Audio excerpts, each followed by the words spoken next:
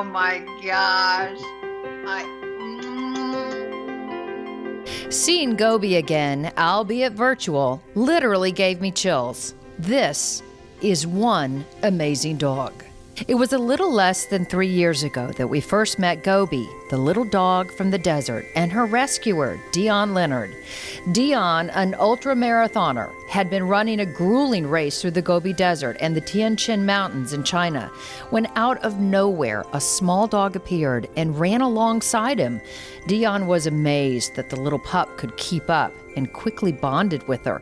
By the time the race was over, Gobi had run alongside Dion for nearly 80 miles, and the two were inseparable. Now, tell us how Gobi's adjusted. How's she doing? Well, besides probably the first few altercations with Lara the cat, she's doing really well. And, she's had such a fantastic life since we got her out of the desert and got her into this new life in Edinburgh, and now we're in the US. She's had this great sort of adventure and journey continuing, and she has 3 passports now. She's visited 11 countries. The book Dion wrote, Finding Gobi, spent weeks on the New York Times bestseller list and spawned 2 other books for children and young adults. Hollywood took notice, and a film is in the works, with the rumored lead to be either Hugh Jackman or Ryan Gosling.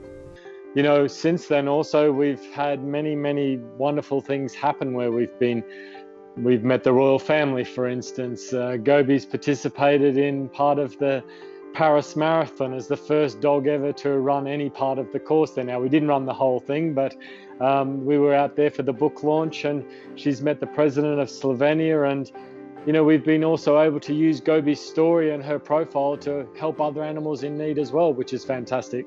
What are some of the things that strike you when you talk to people who read and hear your story, that children or adults, what do they tell you? How are they changed by your words, your story?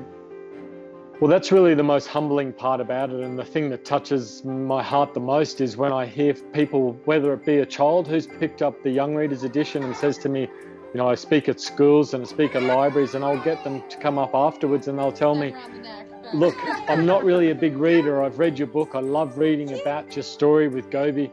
And that's for me is the start, because, getting young people to read books is fantastic.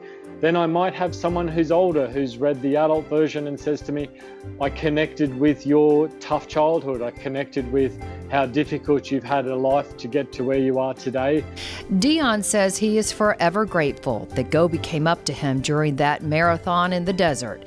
And it's not lost on him that theirs is a truly amazing story. The story is so great because it just happened organically. It just happened out there in the race, and everything just, the Gobi going missing, and then the big search party, and all of these wonderful people that came out to search for Gobi, and the news going all around the world, and then wondering whether we'd find her or not. I mean, you couldn't have written it, and I think that's what makes the story so real.